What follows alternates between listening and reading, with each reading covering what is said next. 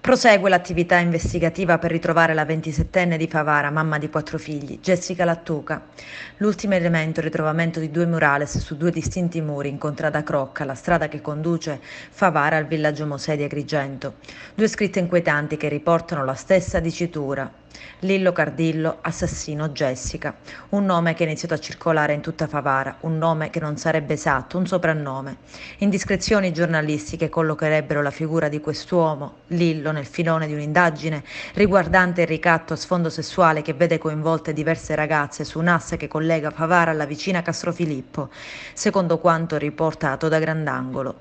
L'uomo citato nel murales sarebbe stato ricattato da una delle ragazze del giro di prostituzione per via telematica e avrebbe chiesto di smetterla con le provocazioni a scopo estorsivo, altrimenti avrebbe fatto la fine di Jessica Lattuca. Ma che fine ha fatto Jessica?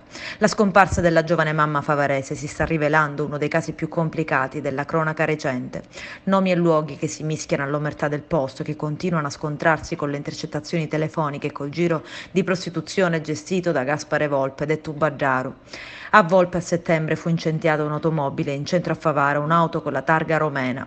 Gli autori del gesto sarebbero stati individuati dai carabinieri della tenenza di Favara, così come sarebbero stati individuati anche gli autori dei murales della Crocca, sempre secondo quanto riportato da Grandangolo.